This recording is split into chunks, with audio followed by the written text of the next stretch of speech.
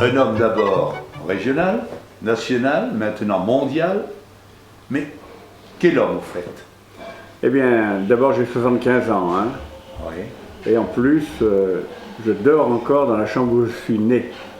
Donc vous voyez, j'ai pas beaucoup voyagé, puisque je suis toujours dans la même chambre depuis 75 ans. Mais aujourd'hui, je crois que la cuisine n'a jamais été aussi formidable que maintenant. Nous avons des produits exceptionnels. Bien sûr, nous avons eu la chance d'être à une époque, disons, très bonne.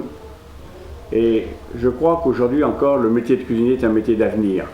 Parce que moi, quand j'ai commencé en 1942, fin 41, on m'a dit, mais à quoi ça sert d'être cuisinier? En l'an 2000, il n'y aura plus de cuisine, il n'y aura plus que des poudres, des pilules. Et je m'aperçois qu'aujourd'hui, on est en l'an 2000 et ça n'a jamais été aussi bien. Vous me parliez de jeunes là tout à l'heure, et vous en avez un en face. Que lui diriez-vous? Eh bien, je dirais qu'il a bien fait de choisir ce métier. C'est un métier, il faut voler, mais voler avec ses yeux. Et ça, c'est important, parce qu'on apprend toujours, même moi qui ai 75 ans. Dernièrement, j'étais aux États-Unis, il y a à peu près 15 jours, j'ai découvert des choses formidables. Et je crois que c'est ça notre métier, c'est la découverte. Il ne faut pas trop se prendre au sérieux, parce que c'est important. Il faut regarder ce que font les autres et être tolérant. Et avec la tolérance, et puis travailler, encore travailler et toujours travailler. Essayer d'avoir les ongles coupés, les cheveux bien coupés, les souliers cirés. Et une chose qui compte surtout, si un jour tu viens aux États-Unis, avoir le sourire. Ça ne coûte rien et ça peut être bénéfique. Alors, des questions à poser? Vous avez un plat favori? Moi, vous savez, tu sais, les plats favoris, moi j'aime tout. Je suis un gourmand. Mais pour moi, il y a des plats mythiques. C'est-à-dire, pour moi, un bon pot-au-feu, c'est un plat formidable. Parce que finalement, ça va faire la soupe, ça va faire les légumes, ça va faire la viande.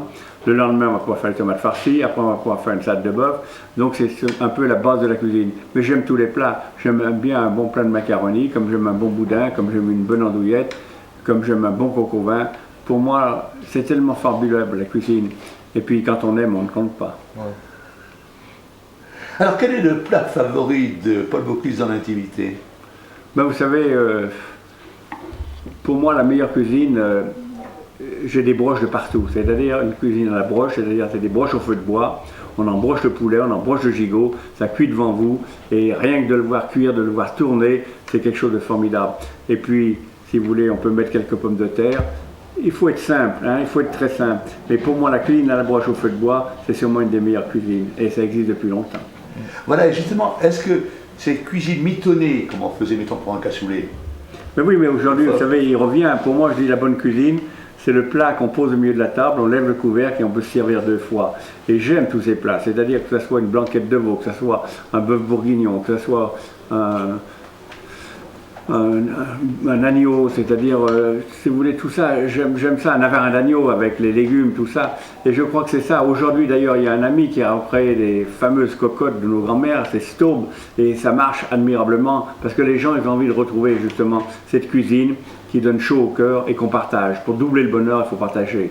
Voilà, c'est goût du terroir. Hein. Oui, et puis, si vous voulez, je crois que ce qui est important, c'est de pouvoir avoir, par exemple, nous on est très, très heureux puisque nous avons un jardin avec 20 000 m², et quand le jardinier, le matin, il amène une salade, elle a une autre goût si elle a traîné dans le supermarché. Serge Cotin, ça fait longtemps que vous travaillez avec Paul Bocuse? Ça fait 30 ans. 30 ans? 30 ans déjà, oui. Alors dites-moi, on entoure Bocuse d'une sorte d'auréole, de mythe. Comment est-il exactement? C'est un brave homme qui vient nous voir tous les jours, voir ce qu'on fait, nous dire bonjour, si on a des problèmes, demander ce qui ne va pas et tout. C'est un brave homme, c'est le mot. Oui, il a l'air de s'occuper de tous les petits détails. Ah oui, tout à fait, oui, tout à fait. Et il est très proche de son personnel. Ah oui, oui, oui.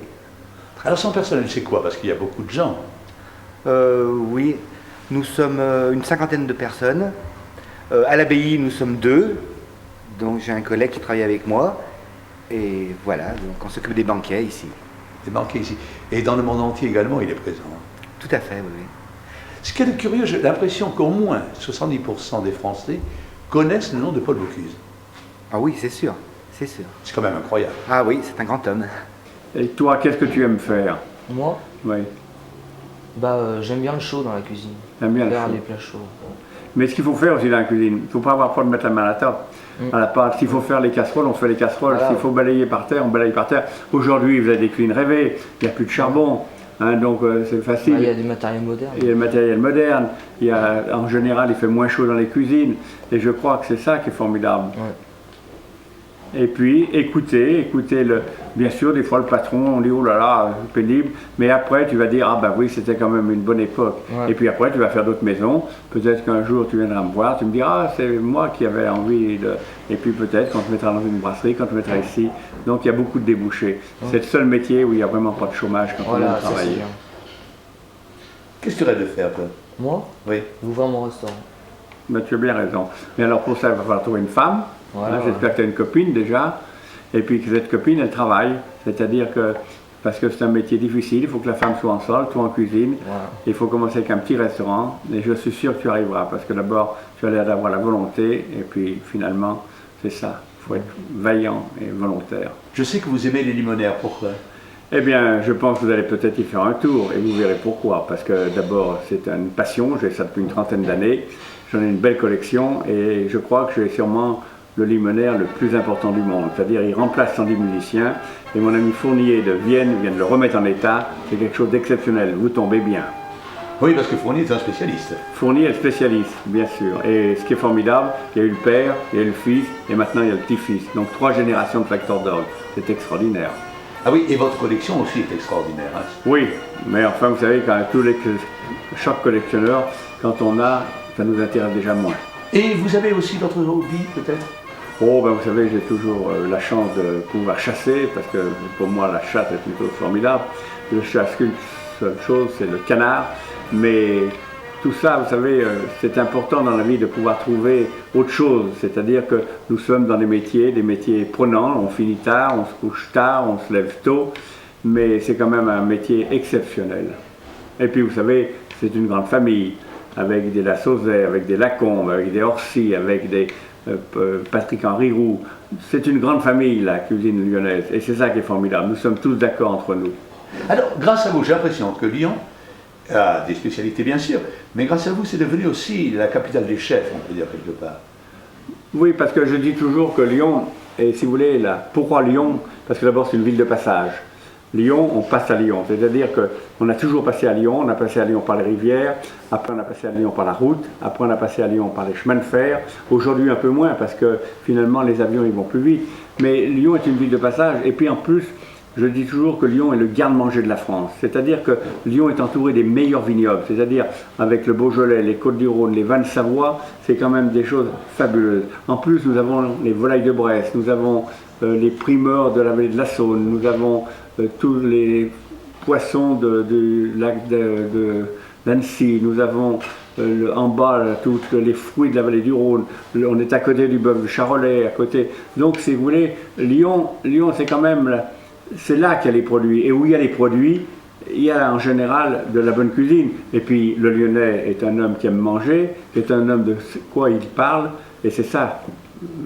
Parce que, vous savez, monter un restaurant dans des régions démunies, ça ne marche pas. Regardez l'axe Paris-Côte d'Azur, avec l'Oiseau à Saulieu, avec Point à Vienne, avec Pic à Valence. Donc c'est vraiment l'axe. C'est un grand homme et dans une branche, disons, où les grands hommes n'existaient pas tellement avant. Oui, oui. Mais c'est par sa cuisine que... voilà.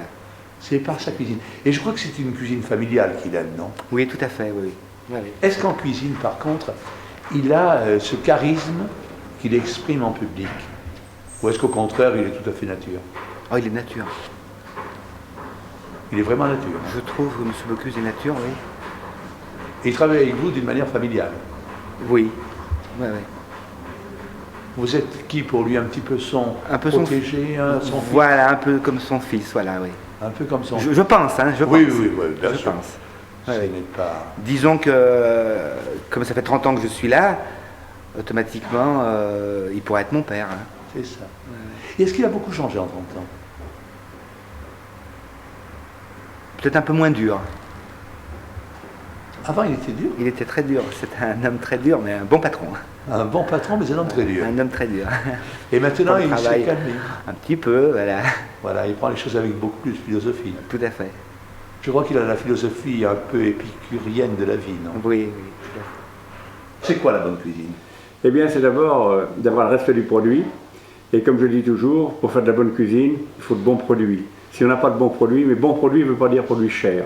Un bon produit, ça peut être une bonne pomme de terre, ça peut être des choses simples. Parce que finalement, on a voulu compliquer la cuisine. Pour moi, la cuisine, c'est simple. D'ailleurs, Van Gogh a dit comme il est difficile de faire simple. Ce qui est très vrai d'ailleurs. Oui. Alors vous allez être resté, si je comprends bien, au plat d'origine.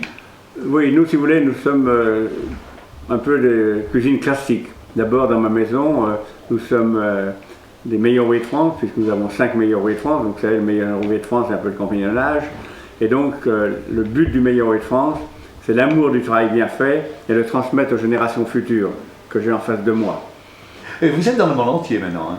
Oh, on n'est pas dans le monde entier, mais si vous voulez, on est surtout installé au Japon, c'est-à-dire dans Tokyo, et puis dans le Kansai, c'est-à-dire Kobe, Kyoto.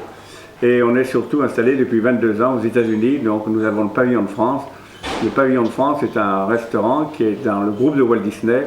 Et là, nous sommes 3 associés depuis 22 ans, qui est Roger Verger de Mougins et Gaston Lenôtre de Paris. Et là, c'est un restaurant qui marche très bien, puisqu'on tourne à peu près 3500 couverts jour.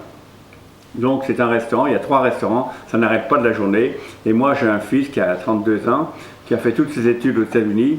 Il a fait aussi de la cuisine avec la CIA, qui est une école culinaire de New York. Et donc, si vous voulez, il nous gère, parce qu'après il a fait l'université, et ça marche très bien. Et donc, ce qui est intéressant pour les jeunes aujourd'hui, c'est que 2 fois par an, nous faisons des recrutements pour envoyer des jeunes aux États-Unis avec leurs papiers pendant 12 mois. C'est-à-dire que ces jeunes-là sont recrutés, il faut qu'ils aient le sourire, il faut parler anglais, ça c'est peut-être le plus compliqué, mais aujourd'hui les jeunes commencent à parler anglais, et puis ils vont passer un séjour de 1 an formidable là-bas. Oui, c'est une sorte d'insertion sur le terrain, quoi. Oui, mais si vous voulez, je parle de ce pavillon de France, là, c'est un restaurant formidable puisqu'il représente la France. Il y a 10 pavillons pour le moment dans ce groupe de Walt Disney qui est Epcot à Orlando, c'est-à-dire que c'est dans la Floride. Et là, donc, si vous voulez, il y a une approche du monde entier qui est assez exceptionnelle. Alors maintenant, vous avez été nommé le pape de la cuisine mondiale, on peut dire. Oui, mais vous savez, tout ça, c'est pour moi un clin d'œil, mais je crois que ce qui est important, c'est surtout de faire son travail consciencieusement et de transmettre aux générations futures. C'est ça qui est important. J'ai l'impression que Paul Bocuse a beaucoup d'humour. Non, mais vous savez, il ne faut pas trop se prendre au sérieux parce que la vie est courte et elle finit toujours la même chose, tôt ou tard. Allez, bon appétit et large soif, comme on dit à Lyon.